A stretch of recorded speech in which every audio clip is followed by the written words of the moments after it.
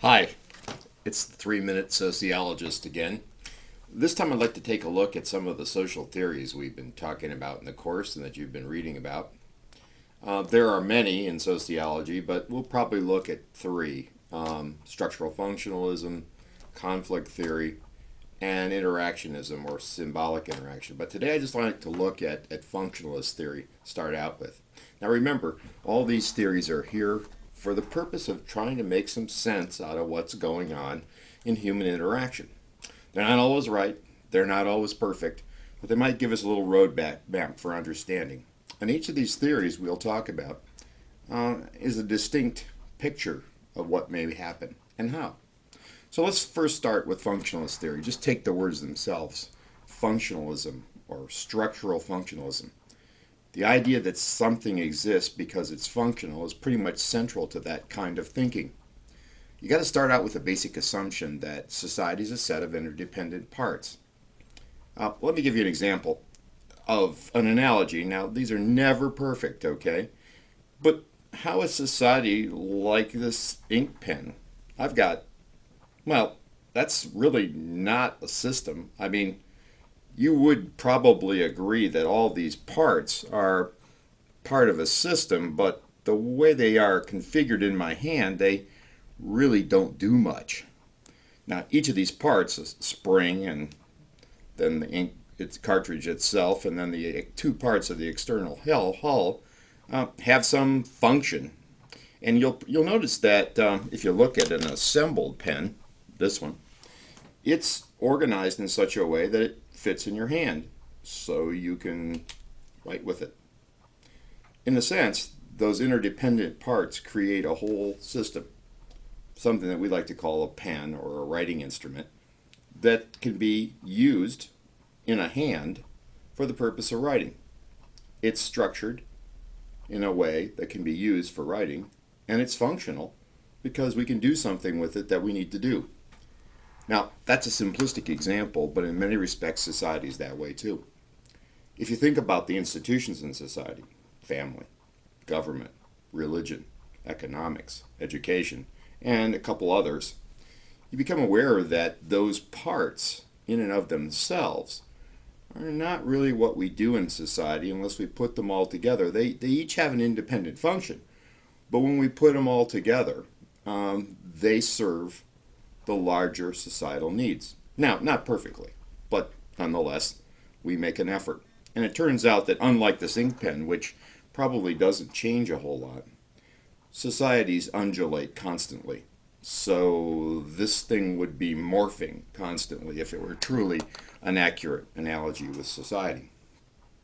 Now, if you start out with the assumption that society is a set of interdependent parts and it's a system, an interdependent set of parts, then you'll choose some situation in that environment, like, say, health care, providing health care for a nation, or even providing health care for your family.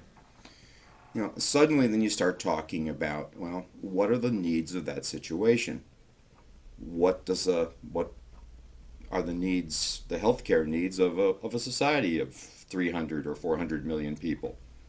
Thinking of a China of 1.3 billion people. Is there a social system that can be structured in such a way as to meet the needs of the United States in terms of healthcare? And then to move from there, okay, let's think about this as a system.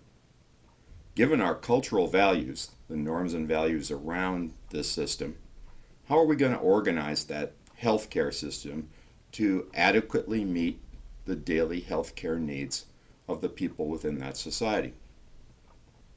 Very often it's helpful to think in terms of, well, all right, what systems do we have now? What are the parts that are currently available?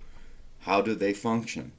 What are the relationships between, say, healthcare and government, between healthcare and economics, between healthcare and the family? How are those parts interdependent? How do they work? Of course, as you know, as one thing changes, so also do the other parts in the system change. So you can't really change government's impact on healthcare without changing family, religion, and other social systems as well. And then last but not least, once you have this imagined, say, diagram in your head of a functionalist systemic model, then you got to ask yourself, all right, what are the gaps between what we need and what the system provides?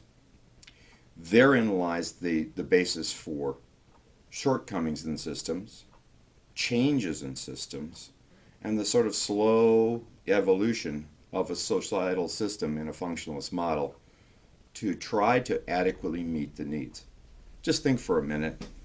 You know, the United States is a very different society now with in terms of not only diversity and in population size, but also in terms of the way we deliver healthcare, both technologically, organizationally, and in terms of the number of people we need to see. The organizational system constantly is in an effort to try to meet those needs in a functionalist model, trying to reach some kind of system equilibrium or balance. Now, it doesn't always do that, and sometimes we can't even tell whether it's doing it. But in large, if we think about the social system this way, it's one way to make sense of why things are happening. Now, notice here, we're not necessarily thinking about the personalities of the people. We're not necessarily looking at this at an individual level.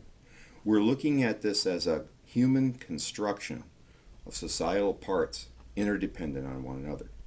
Well, that's an overview, albeit short, of what functionalism might be. Take a look at it, think about it, and see if you can apply it to any situation at a micro, that's person to person, a meso, an organizational level, or a macro, societal level. Take care. Have a good one.